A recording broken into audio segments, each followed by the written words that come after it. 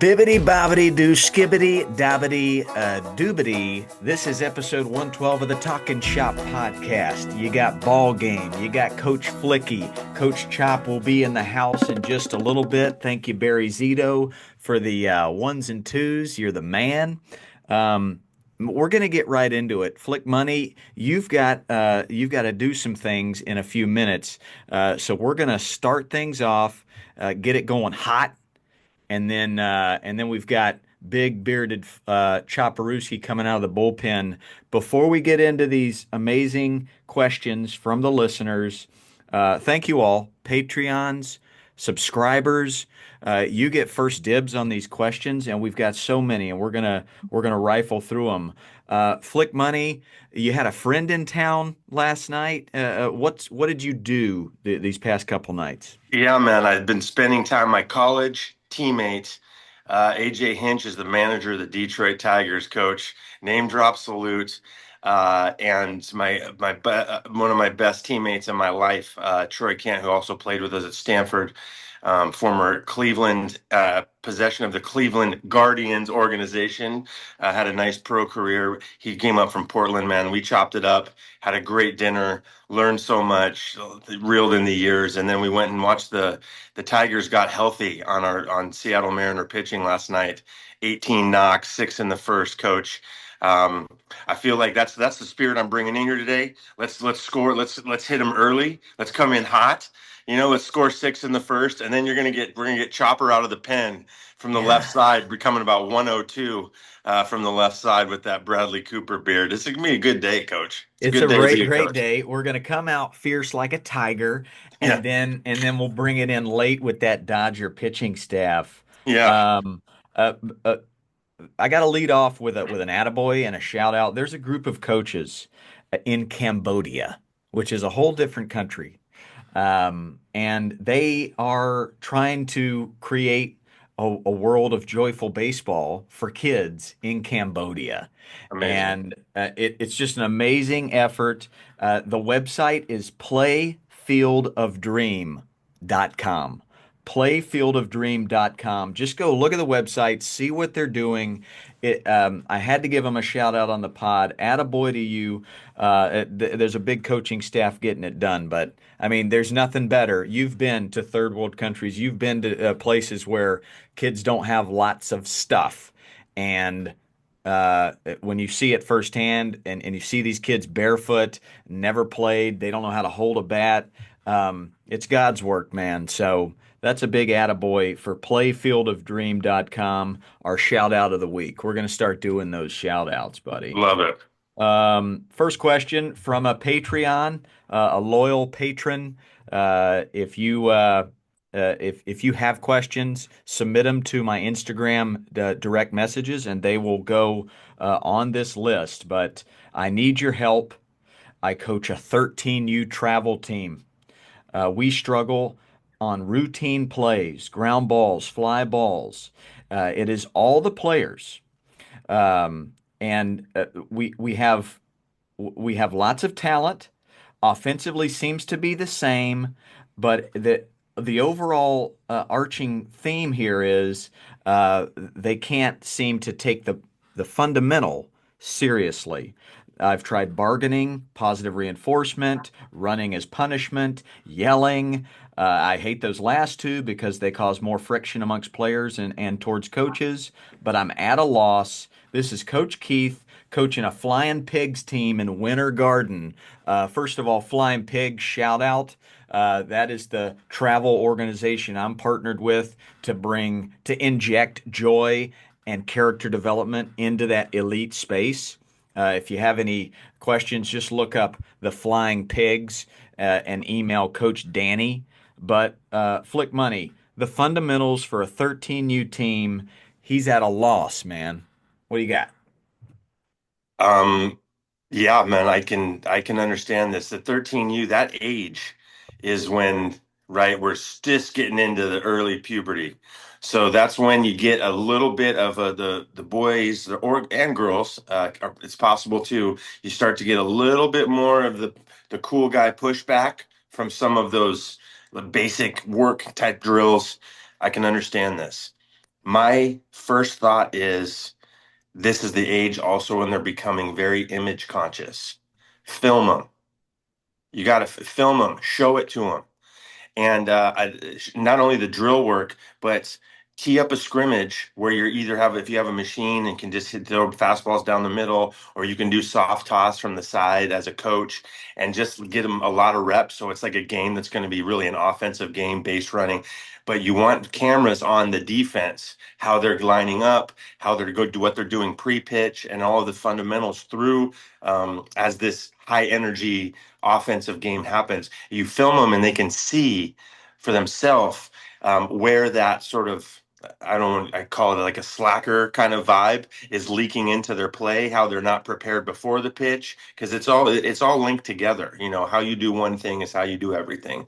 So they're going to see themselves, and then they're going to see the booted balls. They're going to see where the fundamentals are not showing up in the actual game time.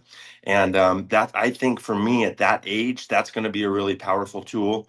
Um, and then you have to have some hard be willing to have some hard conversations, and if it's they're too jokey or there's you got a couple ringleader comedians, which I resonate with. I was a ringleader comedian as a kid. They might need some hard truth one-on-one conversations, but I would start with the image conscious video tool, coach. I think that's where I go. What are your thoughts here? Yeah, I love the one-on-ones. Even though they're of that teenage age, they still have their own playing field. They're their own personality. So if you can be vulnerable, Coach Keith, and you can go one-on-one for 5 minutes with each of these kids and just say, "Hey, what kind of fan do you need me to be for you to be at your best?" Right now, as a team, we're not at the place we want to be. We're not making the plays that we can. What do you need from me?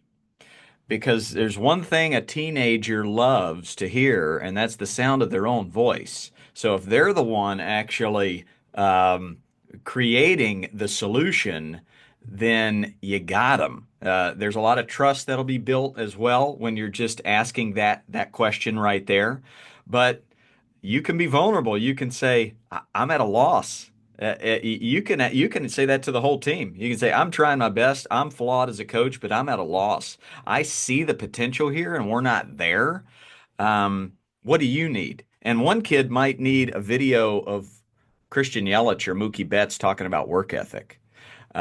Two other kids, they might need they might need a visual. They might need the local high school team to come over and run a 3 minute infield and outfield where they just see it and they go, "Oh, so that's what great body language looks like."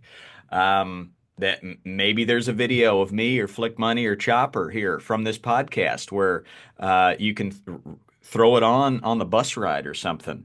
But each kid's gonna they're gonna hear it differently and they're gonna react differently. So I love this question. Flick Money, anything to button that one up?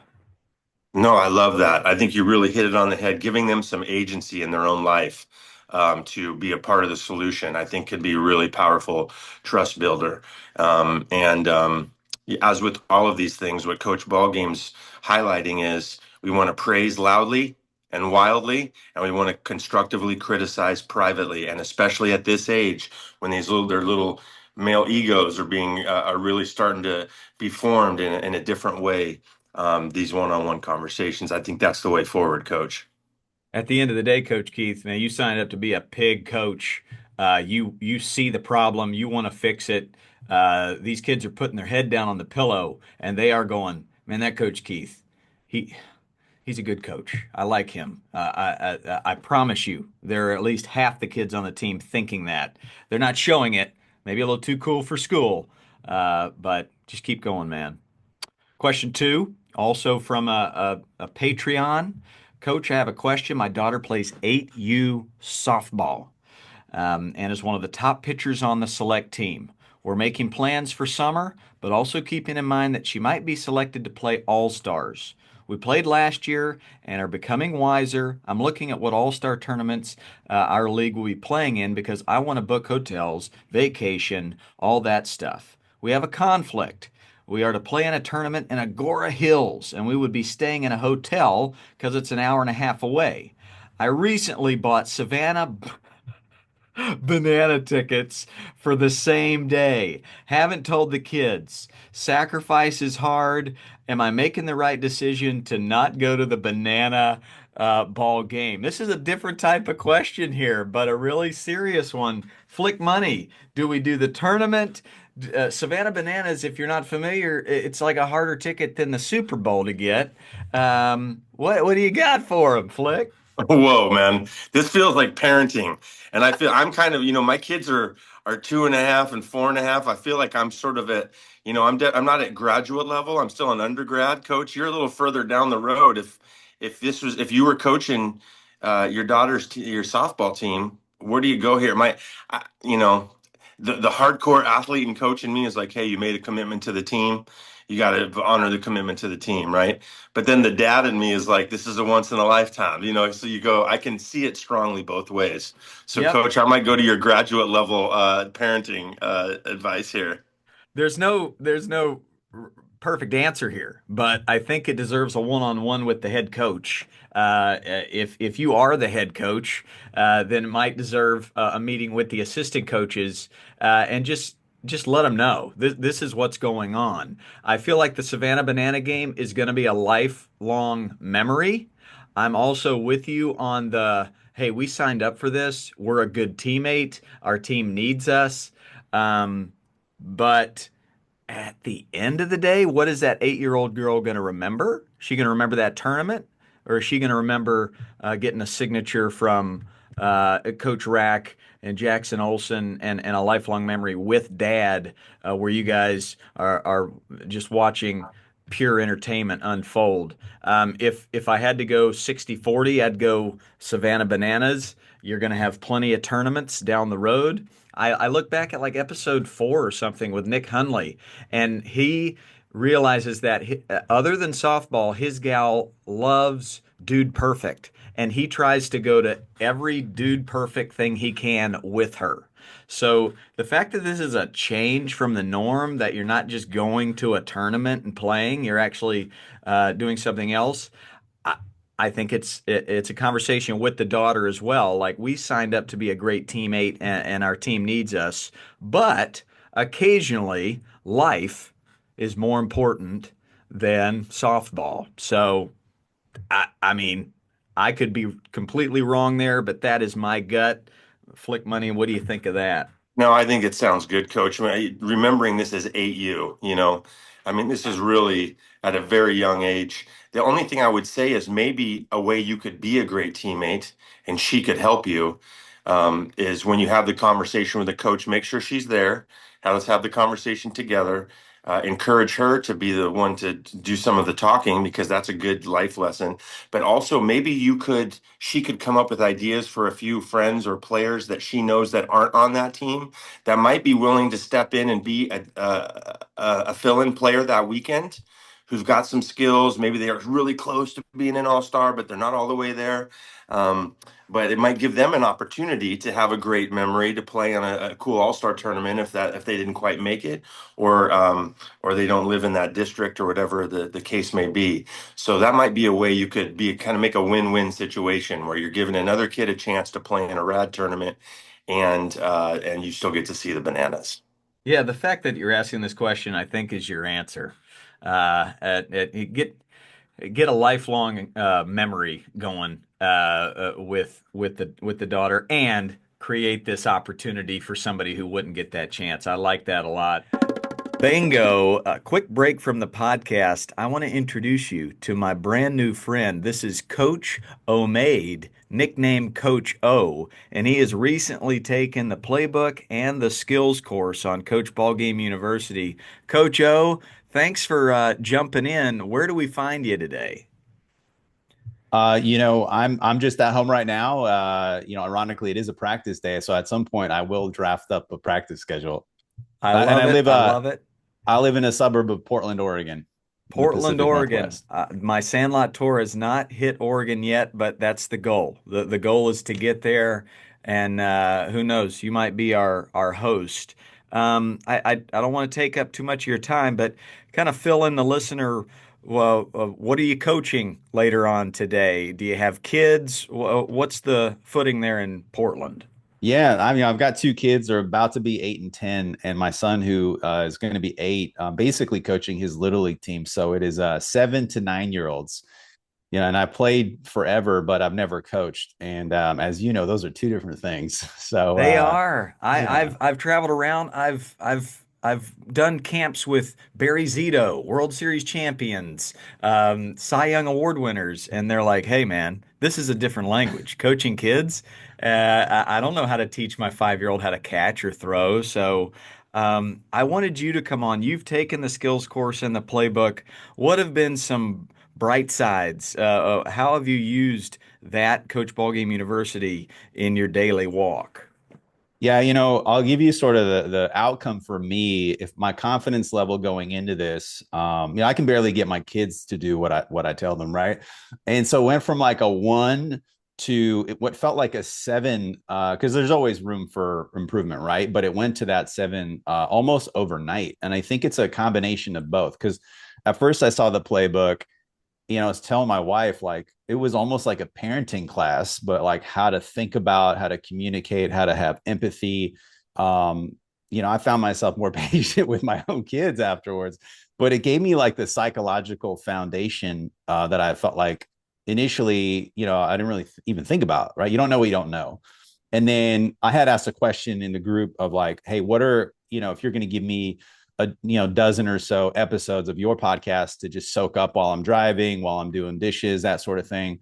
What should I listen to? And then I started listening to, who's that guy on the Giants that you had on? I think it was early on. We had a few giants. We had Matt Cain. We had Barry Zito. We had Brendan Crawford. I We think it was Hunter had Pence. Hunter Hunter Pence. Pence. Yeah. There it is. We could just name the lineup. Uh, just yeah. yeah, Waiting for Barry Bonds. But yeah, but those, like, listening to those made it very relatable. When I grew up, those guys were maybe similar to you.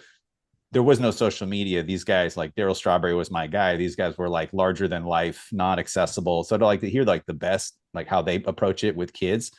So that's been like a good thing. And then you mentioned the skills course. Um, I think of three things when I'm trying to put a practice together. And I don't know if this is right or wrong, but the three sort of pillars I think about, right? I think about, like, I'm going to start with this blank canvas and I've got to keep having fun in mind, right? I've got to think about safety, all right? In no particular order. Safety's number one always, right? But those two. And then the third one is growth. And I think of that like, skills growth, that sort of thing. And so as I'm drafting up a practice plan, I'm able to go in, we're all strapped for time. I think that's the other thing.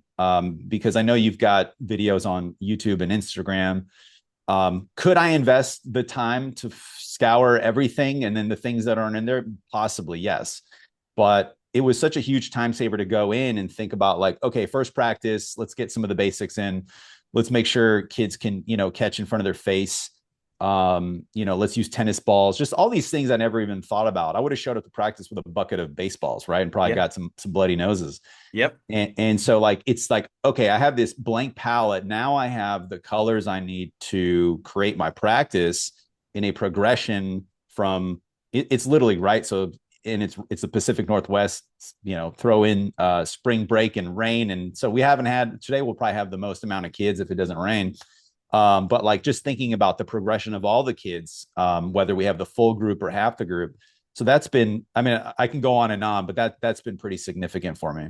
Awesome to hear. Yeah. Well, with the playbook, the team created a template practice plan where you can plug and play a lot of these different videos. And for the skills course, I taught you how to teach those age groups how to catch, how to throw, how to field, how to hit. But then I knew I needed to give you some quick fixes or just, a last minute practice plan idea for stations. right? If you've got 10, 12 kids, you're going to break them up into three groups of three or four, hopefully by experience level. And let's give you a throwing and catching station. Let's give you an idea for a batting station. Let's give you an idea for maybe it's a ground ball station or base running, something like that. But something as simple as like using a tennis ball instead of a hard ball.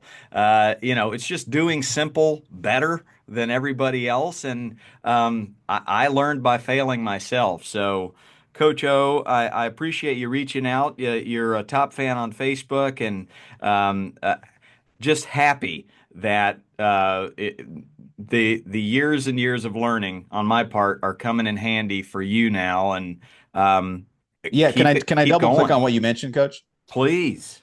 So, you know, I don't have I guess in the major leagues, even in college, you have like assessments of each player, right? When they set up the teams, I didn't get that scouting report, right? Like none of the coaches did. So we have to like figure it out on the fly. And so what we actually did, just to let you know, is we did that drill where you have like a ball and you make it fun, see how many times you can get it around yourself, right? Not telling the kids we're working on hand-eye coordination, but just to kind of see where we're at. And then we progress. So like we went through, so I think of the other sort of coach ball game isms, right? Like, okay, no more than 20 seconds of education for like 8-year-olds, right? We're going to lose them, right? And so like I would step in and just think about like, elbows to the ground, fingers to the sky. Why do you guys think keep them engaged? Like, why do you guys think why do you think this catch is important, right? And then of course the kids got it like pretty quickly. I said, okay, now what you're going to do is throw it underhand to your partner just so they can get it above their head. Let them catch it with the hand that they would use their glove with. Didn't go as planned, right? A lot of missed balls. But that was good because like I'd rather have them hit them in the face with a tennis ball or go by them than a live baseball. And they are harder at this age, that they're not the T-ball balls, or like they got less give, right? And so we would sort of progress them through that. And I thought to myself, like, okay, like these are the kinds of things I feel like we're putting in the work now. I think it'll pay off for the kids. And so yeah, a lot, it's funny, like what I also love about your podcast is you guys could go deep into the psychology of how do you talk to the parents? What do you do if a kid looks like they just feel like they're failing and things like that? So for today's practice, I printed out a little photo of the babe, Well, right? And let's go. yeah. So we're going to talk about, what does it take to be a Hall of Famer? Only like 3 out of 10 hits. So we have to like think about embracing failure. And so again, those are the kinds of things that like when you kind of dive into the playbook and then the skills course and you've got this blank canvas and you're putting your own spin on it and your practice and your baseball cards. Let's go. You would like this one, I think. It's autograph Ryan Sandberg. Come on, Yeah. Rhino. Let's go. So those are the things I feel like, again, when I said earlier, like I went from like a 1 to a 7, I feel like I show up and I have the confidence, and my assistant coaches haven't taken your course, but like I feel like I'm able to actually share that with the coaches also and like make them feel involved. I'll text them too. I'm like, hey, these are the 3 things I'm thinking about today. These are the things that we're going to work on. I printed out like 20 of those practice PDFs. And I'll just hand my assistant coach one of them when we get to practice. So I can't thank you enough. Dude, so cool. And I'm going to get Mrs. Ballgame to print out a Coach Ballgame certified coach certificate, and you can just slap it on your wall. You are good to go. Thanks for hopping on for a few minutes. And I know you've got a podcast, and I'm going to jump on that when my book gets released in just a few weeks. So before you leave, how can everybody find you and your podcast? Yeah, I appreciate it. So it's just my name, Omaid. So OMAID.me is the website. The podcast is To the Top, inspirational career advice. And yeah, I've like interviewed. It's kind of a range of business leaders, authors, athletes, coaches. It's the gamut, but through the premise of career advice. Which is what I try to share. So yeah, I look forward to reading your book, unpacking that. Yeah, just appreciate what you're doing. Just it's very much needed. I've been on the sidelines. I was on the sidelines last year, just helping out, and you don't know what you don't know, right? And there is something I was thinking about. There's a saying by Simon Sinek, like the kind of famous leadership author, and he says, "Be the leader you wish you had." And I think of like, be the coach you wish you had, for these kids. And the other day, this is after practice number two, I was with my son right over here. We're just playing a board game, and I'll never forget this. He goes, Dad, he's like 7, right? And he's like, Dad, you're a good coach. And he just said it. And I was like, okay, I'm taking that to the bank. Like, this is all worthwhile. Golly. Wow, that's good. I mean that'll just give you a little chills right there. I love that. Well, add a boy to your son, add a coach to you, and hey man, keep going. Thanks, coach. I appreciate it. Look forward to staying in touch. This is this is patron number 3, and this is a tough one. This is Mrs. Dogpile, and she has stepped up to manage her son's AAA Little League team. She's been a lifer. She's done the playbook. She's done all the Coach Ballgame University. Listened to every episode. She's been coming to my camps forever, and she had no idea how hard coaching can be. I have ages 8 through 11, 6 players that know the game, 6 players with not a lot of experience. We've lost all our games so far. The good players are frustrated. The less experienced players are discouraged. I'm trying to keep the positive, healthy, happy vibe alive. I'm feeling beat up and discouraged, trying to trust the process and find other goals these kids uh, uh, other than winning, they can achieve. So please help. That's really the message there. What do you got for Mrs. Dogpile there, Flick Money? Well, I think what jumps up for me, she said it in the question, which is the idea of goals. And so, if we take winning games, this is going to be this is like a little league version of Moneyball, Coach. We need to look at what wins games. What wins games is scoring runs and preventing the other team from scoring runs, right? So, to those two goals, you can backwards plan. Well, if we're going to score more runs, what do we need? Well, we need more base runners, right? So, we're going to backwards plan both on the scoring run side and on the run prevention side till we get down to some really small goals that are actually manageable so that we can see progress. Now, does it mean that at the end of the season you're gonna, win 21 straight like the A's did when they figured out the Moneyball situation? Probably not. But it it was in your question. There's a sense that we need some wins here. And so the wins can be really, really small. Can we get one base runner per inning, right? And that one base runner, if we get a game where we get one base runner per inning, now we're going to, can we get two base runners in half the innings, right? So we're just going to start ratcheting up, and that can be walks, that can be hit by pitch. I mean, you are talking to the Brown University career record holder for hit by pitch. And so there are opportunities to um, stack little wins, tiny micro wins, both on the run prevention and on the run scoring side, and then you let the process unfold. But to make it fun in practice. Really focusing some of those small goals. I think you have fun competitions around it. You find out what each player's love language is. You can figure out ways of rewarding great effort towards those goals.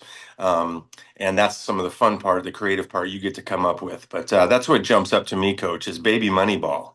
Yep, yep. I'm with you on just changing the definition of winning. It seems like the scoreboard is the prime focus right now, and it's causing a lot of discouragement, frustration for the experienced, discouragement for the least experienced. So change the definition. As Flicky said, all these fun games, competitions at practice make practice just incredibly joyful. Where whoever has the most joy and whoever makes the best choices, that's winning.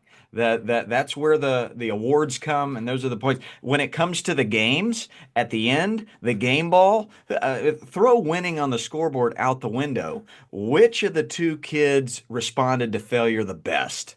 You kids, come on up. You have the game ball. Our daughter, she's on the 8U Ducks. They give out a little ducky after every game, and the player who won it last week gives it out to a different player the next week. So maybe the player who won that game ball, they give it out at the end, win or lose. And no, we're not saying that losing should be great. We want to achieve a goal of winning, but put it like fifth, sixth place, and change the definition. I see the one and only Coach Chopper with the beautiful beard, the Arizona sun in the background. He's with us. You missed the question, but Coach Mrs. Dogpile, she's like 0 and 50, and everybody's discouraged. And this is her first time trying to coach, and she's just absolutely lost. So, Chopper, I don't know if you've met Mrs. Dogpile, but she's a loyal fan of the pod. So, what do you got for her, old bearded one? What's up, boys? I didn't hear y'all's responses, but I would just change the definition of a win, Bang. and so I'm certain you guys probably said something very similar to that. But yeah, you look for the small wins, incrementally improving. Maybe it's effort, maybe it's attitude, maybe it's uh, hey, we drove in more runs this time, or we held them to less, and we just kind of keep trusting that process. But yeah, I would. That's how I would handle that, and understanding that the boys and girls on the team, like, hey, our talent's where it's at. That's okay. We can't necessarily control that today, but we can control is trying to get better each day, and that would be what I would do. I'm fairly certain you guys said something very similar to that because we're like minded. We're very like-minded, and I'll end with this: the 0 and 42 record, and the skills and the tools you give these kids to process failure, way more important than going 38 and 4. Way more important. So, it is not a lost cause, and it's actually way more valuable. So hang in there. It ain't easy. Get on the same page with your assistant coaches and the parents and say, "Hey, I'm trying my best here, but I think we're going to change the definition of winning, and let's find those small wins." As Bill Murray said, and what about Bob? Baby steps. Flick money. And just to be specific with some baseball specifics, if your kids are pitching, it's strike one. That's the babyest step is strike one on the first pitch, strike one. How many of those were we able to do, right? On the hitting side, leadoff runner on. That's the most important. That's all the statistics tell you. You get a leadoff runner on, your chances of scoring runs go up exponentially. And on defense, it's out number one. If you can throw strikes and prevent that first person from getting on base, their chances of scoring against you. So those are the sort of baby metrics, the baby money ball metrics that you can practice and incorporate. Love it. Chopper, you're going to be the bullpen pitcher today. Flick Money has one more question in him, then he's got to jump on a call. So me and you will pick up the slack. This comes from Coach Bubblegum. If you recall, he took our playbook a couple of months back. The world famous Jimmy Dean Sausage and Coach Bubblegum were rocking and rolling in that. Um, Hey, coach, need help with mound visits. I'm usually just using them to get a break, but what are some things I can ask when I'm up there? I usually ask what they had for breakfast. Um, I we've talked about this on the pod that uh, Chopper always has some Altoids in his back pocket, and if he feels like the kid's love language is humor and that he just needs to get outside his own head, he'll offer an Altoid with the comment, "Hey, how about a fresh start?" Flick money. Advice for Coach Bubblegum on mound visits as um, these kids are starting to pitch. They get really bothered when they hit a kid or when they throw a lot of balls. I notice it when they pick up that sensation of, ooh, this feels different than practice. This is a game, and I feel weird. What do you got, coach? Yeah. My questions: how are you doing? Tell me the truth. Yeah, how are you doing? Number two, because we can't, there's no way to work from if I can't take an honest evaluation of where I'm at. And then number two is um, what needs to get better. I want to engage their brain.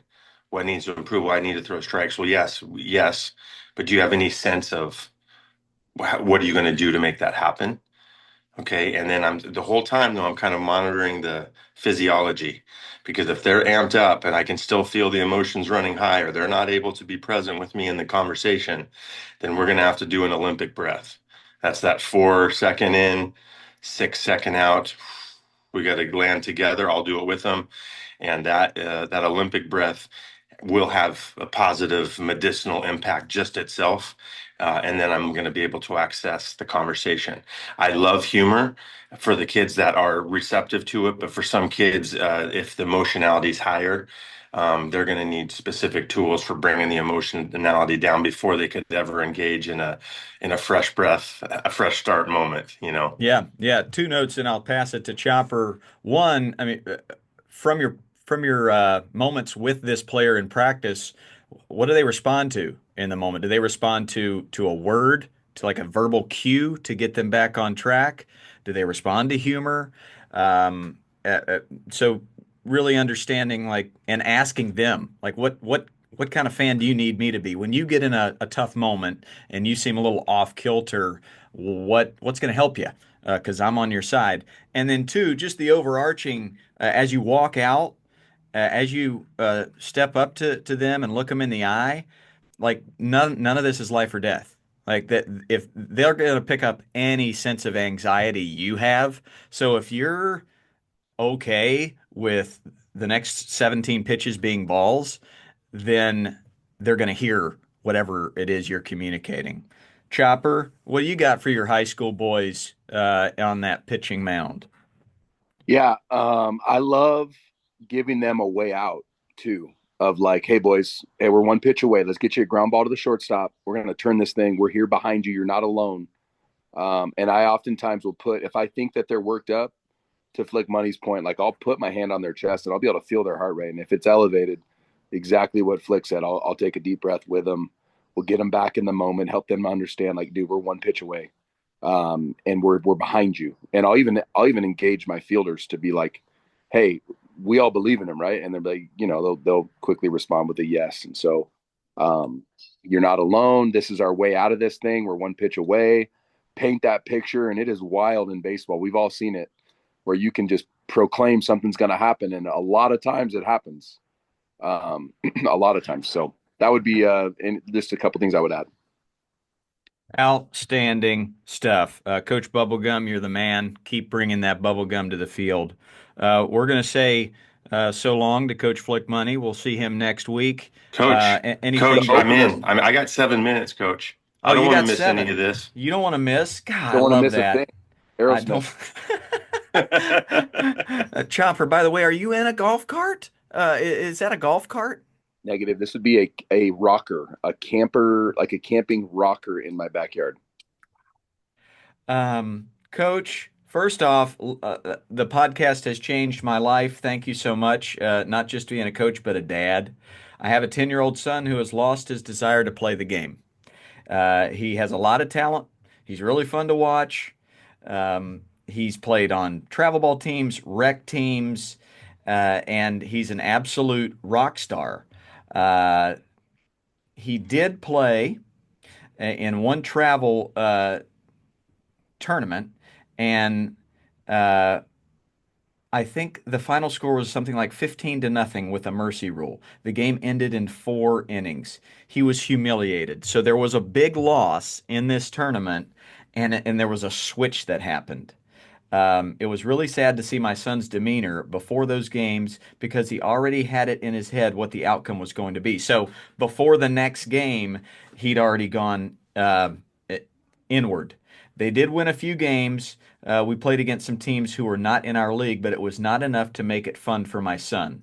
I have encouraged him to try again, but he refuses. I made a recommendation to the league to have an evaluation process so the teams can be evenly picked.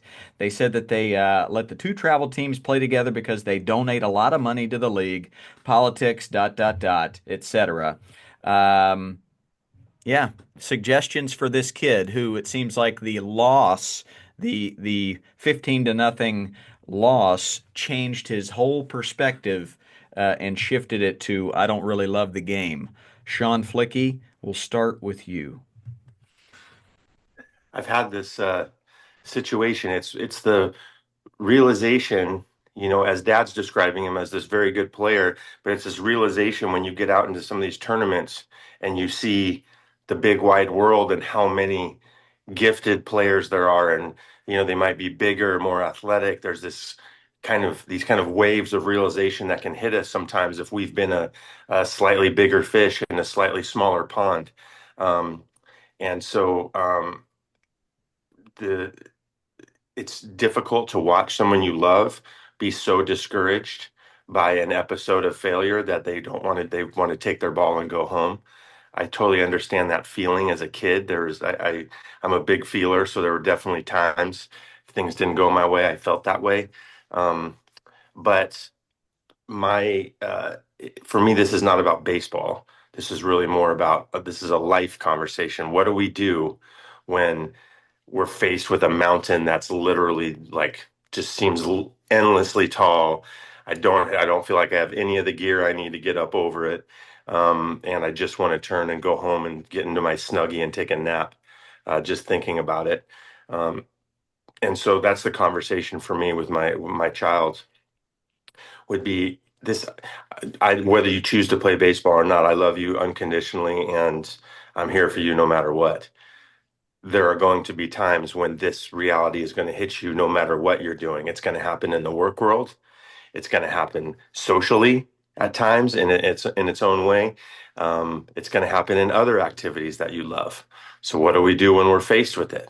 And so this is the conversation, and it's not going to be solved in that conversation, but I think it's opening the door to um, I get the sort of, I get it. I love you unconditionally. And let's start building the skill set that we need. Let's start building the resilience we need to get over this mountain, whether it happens in the baseball uh, arena or not.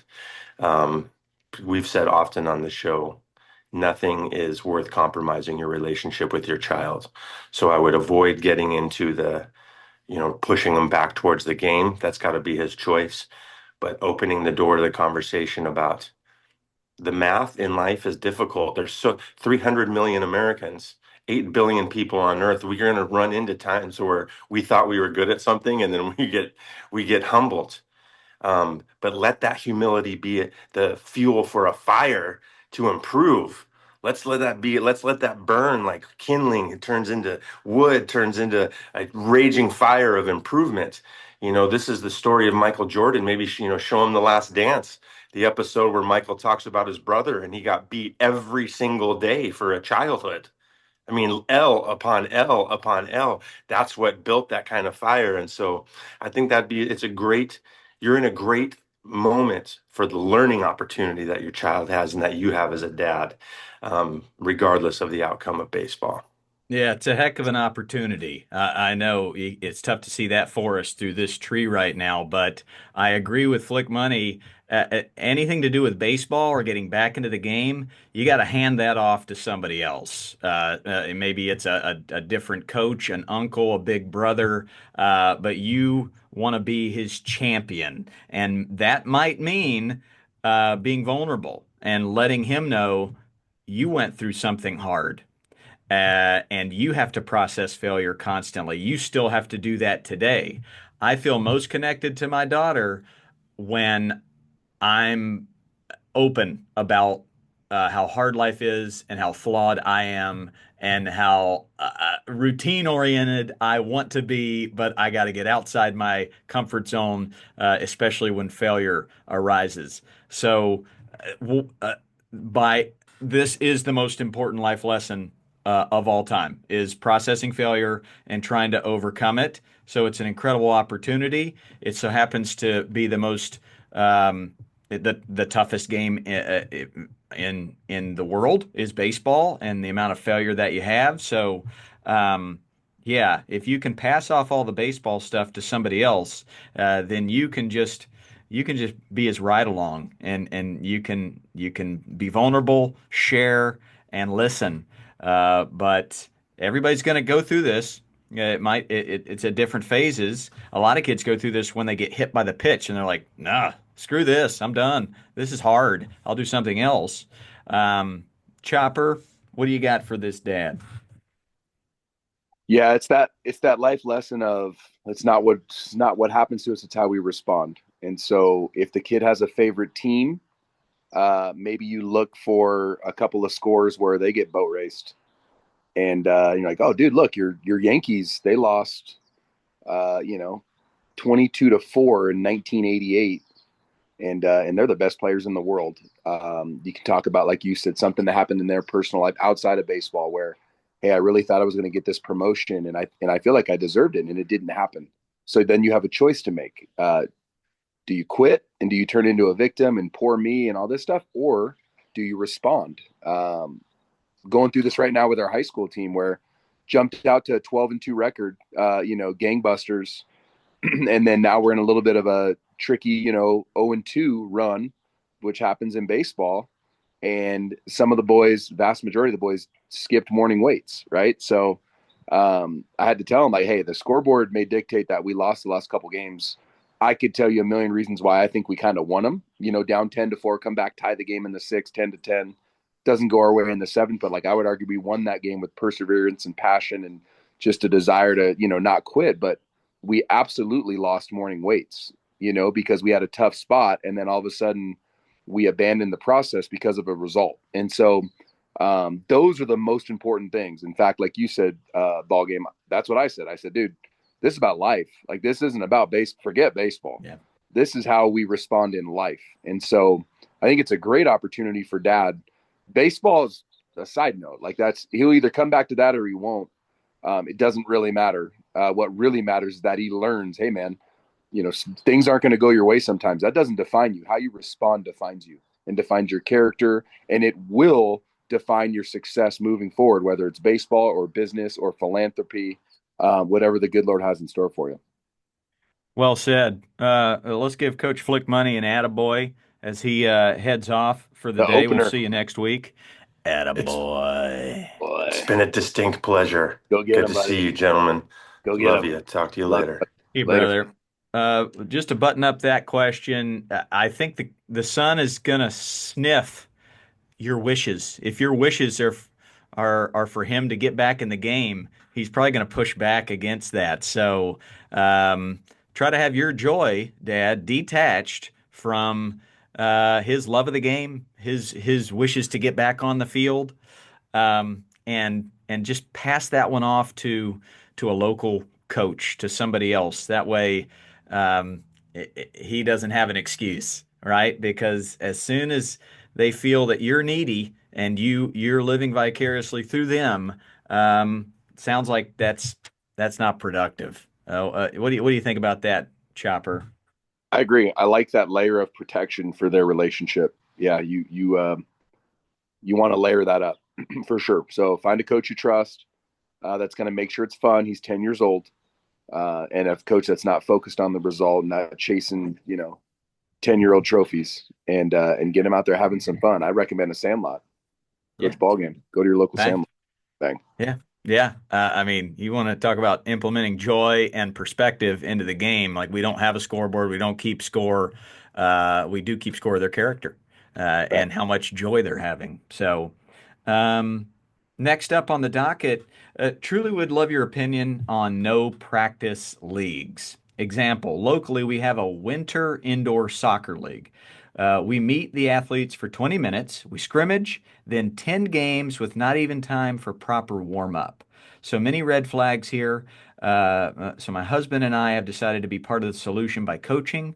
We're in our first attempt at it. We've taught outdoor and obviously given it a try. I'm used to coaching kiddos and use lots of the same techniques that you educate. Well, thanks for listening. Thanks for that.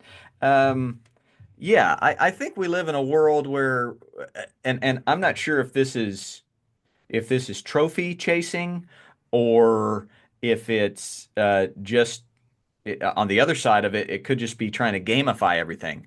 I talked to the Savannah Bananas coach a few days ago on my Instagram Live. You can check that out on my feed. But he said that's a great way to teach love of play is gamify everything, make everything a game. When you're at practice, have a two-on-two scrimmage, over the line, points games, competition. So I'm a fan of that. I know we can gamify it. Now, if it goes to chasing trophies and it gets toxic, that's a whole different ball game. So, in my opinion, um, specifically in the elite space, it should be about development. Are we getting them ready for that next level, that high school level in any sport? You have to go watch a coach do a practice and some games before you sign up for a team, and you'll sniff it out. You'll know right away. Wait a second, he's not into character development. He's not into skill development. This is about winning trophies and playing as many games as possible. And if you don't play if you try to play multiple sports, then you're off the team uh, uh, because we got to do things single-mindedly. But yeah, I'm not enough context here to know which direction, but I love that you're taking matters into your own hands, right? It seems like you see a toxic situation and you're doing something about it, creating your own soccer sandlot, so to speak. But yeah, I'm a much bigger fan of developing the child as a human, and as an athlete before winning lots and lots of games. What hit you here, Chopper? Yeah, I can see it. I can see it from both sides. I know Bo just signed up to play on a no practice flag football team, but it's literally coached by his 8-year old friend. And he just said, "Hey, do you want to come play on Sundays with us? I'm the coach. We're not going to practice. We're just going to show up and play, have fun and play football." And so um, I love that. I think that is a tremendous supplement to the high level kind of football and baseball that Bo's playing. So I think you can see it from both sides. If they're getting to develop somewhere else, that's great. If the only thing they're doing is a Sunday 10 game no practice league, well, I mean, it depends on what's your end game. Are you trying to have your kid play high school and college soccer? If you are, that's not the place for it. But if you're just trying to get them to have fun, perfect. Yeah. So I think it comes down to what your goals are. But I see benefits and cons both ways, and so I love the fact that Bo's playing on a no practice Sunday flag football with an 8-year old as the head coach. I think it's incredible.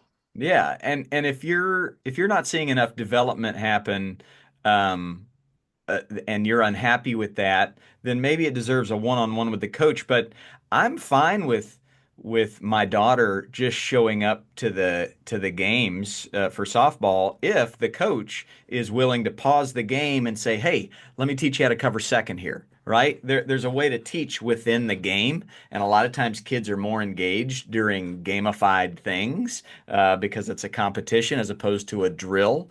So, yeah, I think it does kind of depend on the vibe of the coach. I'm never I'm never paying attention to the scoreboard or making decisions based on trying to win a game. It's always how can I make this kid a little smarter and more of a scholar of the game and be a better teammate. So um, it seems like you weren't getting that vibe from that coach, so you had to go elsewhere. But as you start your own league, good on you. Make sure you prioritize joy, character development, and skill development. Winning games becomes a byproduct of all of that. Um, yeah, so interesting. Um, Moving right along down this list, I'm managing a Little League Majors team. They're the Pirates.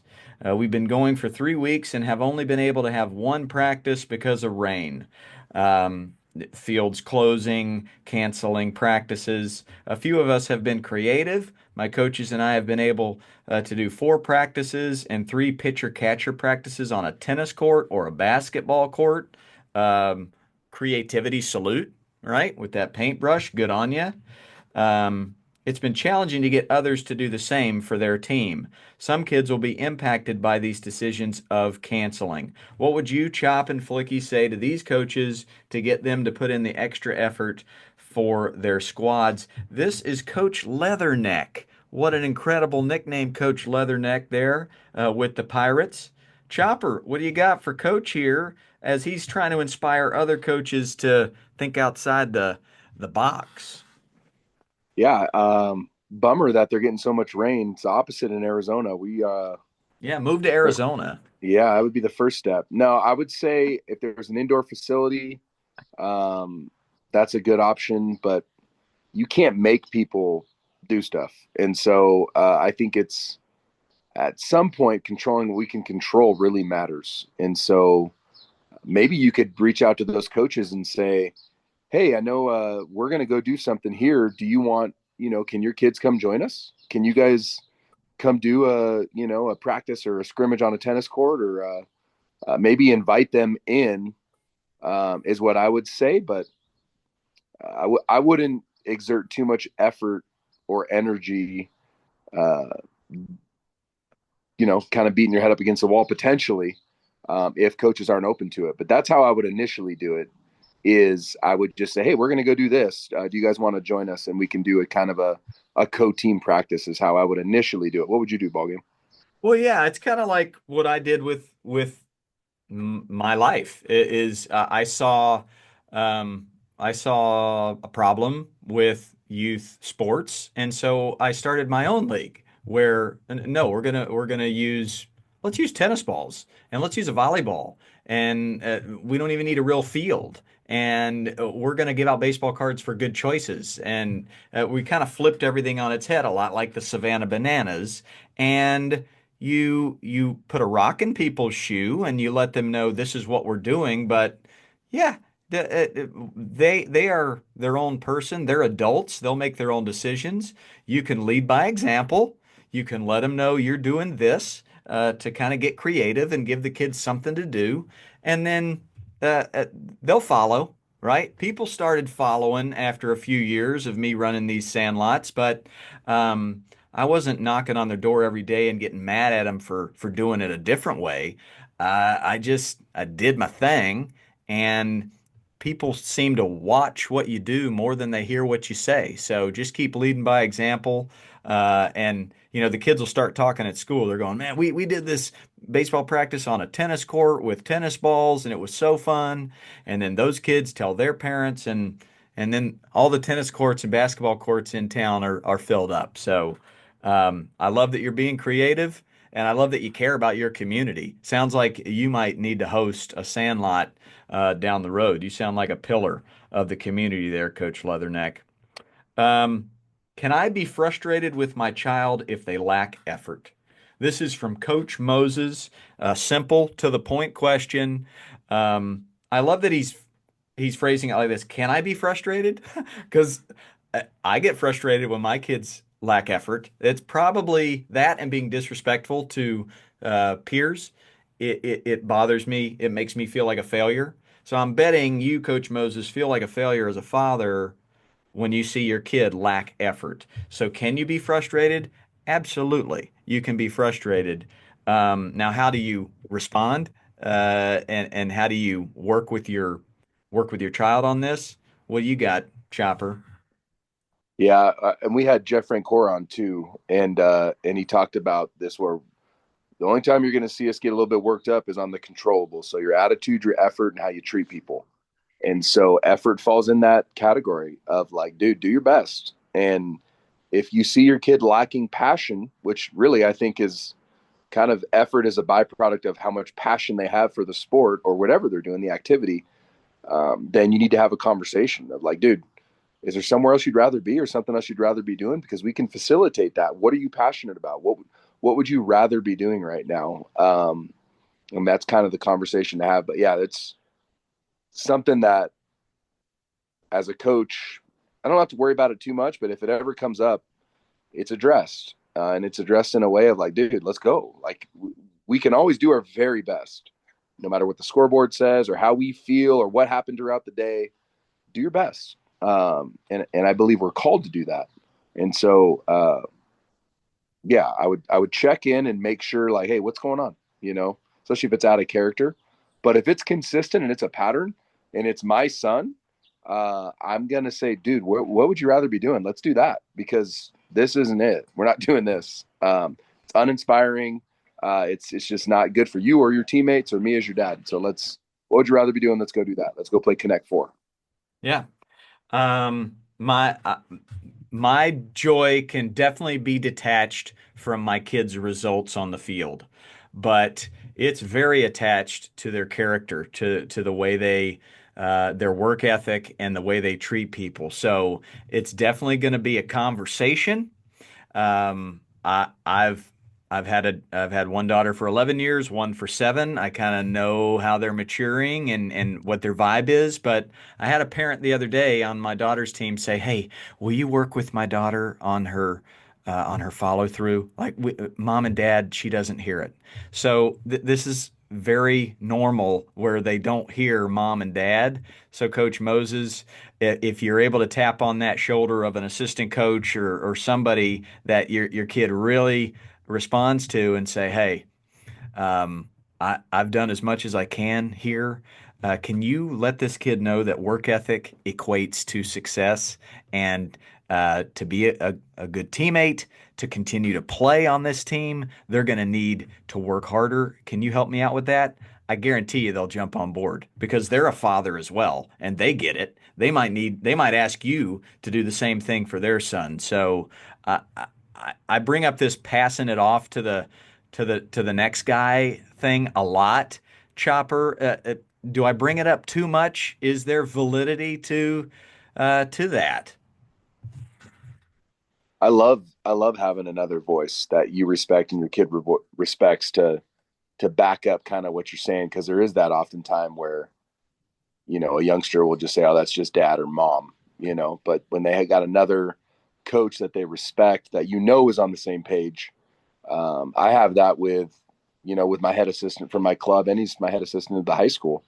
I oftentimes will pass Bo or my oldest Michael, and he's coaching Titus, and he's the ultimate energy guy, and knows the game tremendously well, but like also brings an energy that is infectious. And it was so cool to see his little AAA Hooks team, which is the AAA affiliate of the Astros, hashtag get hooked, and just see these little kids, 8, 9, 10-year olds, flying around the field with energy and purpose and joy. And they made this incredible play on Saturday, and it was almost like they almost dogpiled in like the 4th inning. It was incredible. And so, yes, I don't think you bring it up. I think you bring it up the right amount. I was going to say you don't bring it up enough. You do. You bring it up the right amount. I think that it's a great tool for moms and dads to once again layer that relationship that they have with their son or daughter, and go to someone that you and your son or daughter respect and say, "Dude, what's your thought on this?" And it's almost like a layup for them, because it's like when I put a golf ball on the tee for you. I know it's going right down the middle of the fairway, but Bang. Yeah, and what can you do? Lead by example. My daughters, they see how hard I work at the drums in that garage, and then they understand what work ethic means. Like if I'm going to get ready for this gig and be a good drummer for my band, then I'm going to work hard. I'm not telling them this is how many hours you have to work on this to be good. They don't want to hear that. They'll turn that off. Oh, that's dad just yelling at me. But yeah, whether that's your kid seeing you mow the grass or wash the dishes, they pick up on that stuff. So lead by example, for sure. Um, here's an interesting one about the politics of Little League. I recently got kicked off the Little League board of directors because I asked for fiscal transparency and for the league to provide receipts for their transactions. Raise your hand if you can relate to this. I've met many a board member and Little League president who uh, it's a tough gig. I'm now trying to start my own organization to play in a different league to give people an alternative and so my kids can still play. My goals are to foster a love of the game while also teaching good fundamental baseball, and I want to make it as affordable as possible. I know I can't coach each team if this expands, nor do I think that's healthy. Any tips on finding like-minded coaches? Well, if you're in Arizona, pups, find Coach Chopper's Pups. If you're anywhere else, the Flying Pigs. That's the Coach Ball Game travel ball organization run by the one and only Coach Zeus, Danny. Just look up the Flying Pigs because we created this organization because of you, because you were unhappy with what you saw and you wanted to be the superhero you've been waiting for. So the Flying Pigs is all about this, making it affordable, and then winning some hardware, but not at the cost of these kids' love of the game and character development, right? Anything toxic, let's do something about it. So, Chopper, you're in this world. You've probably seen these kind of things go down, but what do you got for this coach as he tries to go rogue?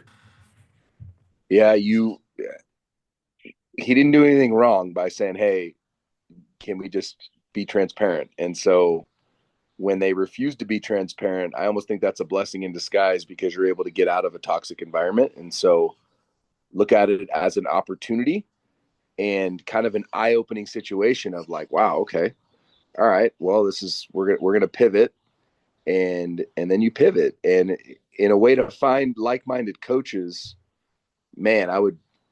There's a lot of different ways, social media, but you want to interview folks and be like, hey, why do you like coaching? What why do you show up every day? What's your goal? What drives you? What fulfills you as a coach? And so I would try to interview some folks. Probably has a few identified within the league, the little league, and I would respectfully just bring up, hey, there's another option that I'm trying to set up here, and would love you to be a part of it because I see a lot of my values in you. I think we have like-minded values, so that's how I would start it. But it may just be a sandlot, dude. It may just be a, hey, we're going to come out here and uh, play a sandlot and get reps and still get reps. We're going to have fun doing it. It's going to be super affordable, maybe even free. And you can start there. And then if you build it, they will come. Win Yeah. small to win big. Win Yeah. small to win big. And if you build it, they will come. And it might just be one, but that's all you need, right? I'm going into every day of a camp going, just got to be one kid. I got to change one kid's life for the better. So good on you. I don't think you have to approach this with any hostility or vengeance. I think that's a turnoff. Just say, hey, creating a different option here, something different. Right? I noticed there was rec ball, there was travel ball, but there was still this kid in blue jeans peering over the bushes going, that's a little overwhelming for me. So I created the Sandlot. Maybe that's you. And maybe it's a flying pig travel ball squad. So they're out there. Their options are most definitely out there, baby. All righty, last one for the day here. As a parent, how do you handle two very different kids with two different sports experiences? Older child loves baseball. However, he doesn't have the natural athleticism. He also hasn't physically matured as much as the other kids yet. Works his butt off, tries his hardest every practice, has become a decent player, decent pitcher, by far the nicest, most polite kid out there.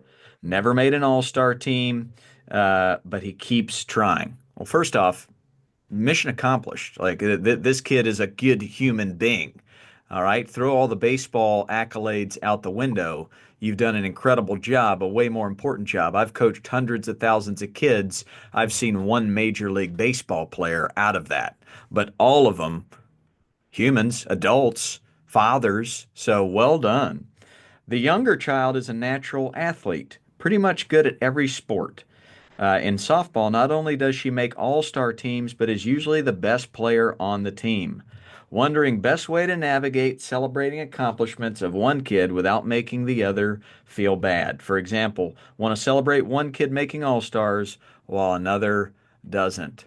It's a good one right here, Chopper. You've got four boys on all different parts of the sports arena. What do you got? Yeah. This one is very near and dear to the heart because I've got an oldest who basically you just described, very similar. And now he never stopped with his work ethic, and now he'll be. He was a great player last year as a junior in high school, and he'll be a great player as a senior. I guess last year he was a sophomore. Had to sit out this year, but he'll be able to play next year for me. Sat out because he transferred to the school I'm coaching. And then Noah, who doesn't play baseball, and then Bo, who is exactly, I would describe him the same way as you just described your younger daughter, where he's very good at everything. He's the best player on his team. He might be the best player in this town for his age. So he gets all kinds of opportunities, travels all over the country for football and baseball, makes all the all-star teams, has to turn down all-star teams. And so, yes, and there is jealousy, and that is a natural thing, and that's okay. And so the thing that I sell to my kids, my older brothers is, or older sons, his older brothers is, hey man, a lot of his success, you guys get credit for it because you're the ones that he's competing against in the backyard, and you're the ones that kind of show him the ropes, and your love for him is really going to matter. And so I think that it's a work in progress. There'll be times when the older sibling will be jealous and vocalize it. And that's okay too. You want them to be open and honest with their feelings, but at the same time, you want them all to know, hey, we're a family, and God gives us different skill sets and gifts. And you want to honor and praise the oldest sibling for everything that you just brought up when you described a great teammate. You can't control the talent that God gives you, but you certainly can control all the things that they're doing, being a great teammate, being kind, working hard. And you know what? Older sibling, it's your work ethic that this younger sibling is gravitating towards, and it's why they're having the success they're having. So they have a little bit more talent. That is what it is. It's outside of our control. What an awesome thing. And like, I think now it's to a point where my older siblings, as they get further and further along, they're really proud of Bo. And it wasn't like that initially. Initially, it was the thing in this household was like, oh, Bo's your favorite. Bo's your favorite. And it's like, no, he's really talented, and so he's perceived as everyone's favorite. But like, that's just based on the talent that the good Lord's given him. Yeah, I love this. What kind of culture have you created within your home? Is it one highlighting the older brother, all the hard work you're putting in? It's making your sister a better softball player. She sees every single time that you come in late, tired, sweating, working hard. She notices it. She worships you for that. Likewise, big brother, you are becoming a more well-rounded athlete, a better player because of watching your daughter. So this culture is being set of it doesn't matter about the talent. This is about character. This is about the choices. That's the culture. Same culture I try to set when I'm coaching a team, where Benny the Jet Rodriguez is not getting awarded for all that talent, making all those all-star teams. The lens you're looking through is the work ethic, the kindness. That's what you prioritize. That's what you award. That's what you pay attention to. And then the kids will treat it as creed. So I wouldn't award the daughter for making an all-star team because she had 14 home runs. It's because of that work ethic that she has, and she's learned it from Big Brother. So um, yeah, you answered it perfectly, Chopperoo. I just threw in a little bit of color commentary there, but yeah, anything to button up that one, brother? I would also share with this parent that it's super common. Yeah. Like the younger sibling, you look at when I grew up, like my older brother was a very good baseball player. And he had the work ethic. In fact, they changed the Hustle Award at my former high school to the Casey Chop Award because of his character and his heart and his hustle.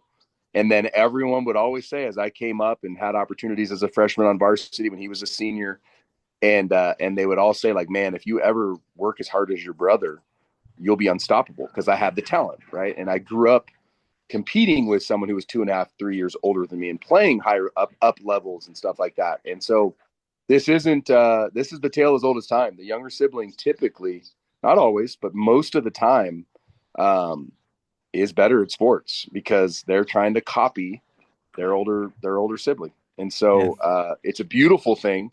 Give credit to the older sibling for the success of the younger sibling, and also try to inspire your younger sibling to be vocal about how much they look up to their older sibling. I know that was me with my brother. He was my hero growing up. He was, you know, the one constant in my life. And so, yeah, it's common. I think it's a beautiful thing when handled properly. Bingo, bango, and bongo. That was a good sesh. That was a power hour right there. We got a lot done. Thank you to those sending in your questions. Very good questions indeed. We'll jump back on this list next week. Chopper, anything to leave our listeners with as we hit April 1st? This is April Fool's Day. No fooling. We'd be fooling around, man. Yeah, big game today and tomorrow. We're playing against the number 4 ranked team in the state, the South Point Catholic Lancers. They are an absolute juggernaut, extremely well coached by Coach Danny Preble. He is a local legend here in town. And so we are up against it today. But just like David was up against it against Goliath, I'm going to say my prayers, and we're going to find a rounded rock out of the riverbed, put it in a slingshot, and see what we can do today. We're going to compete. Yeah. Bang. Chipping a chair, man. You got a chip, you got a chair, you're ready to roll. I like our chances. I don't know when this is going to post. I hope it doesn't come out before the game, but I like our chances. 4-2 Nighthawks. Calling it. Hey, calling it, baby. Nighthawk. Thank you all, attaboys, attagirls, and bang. Bang. It doesn't get any better than this.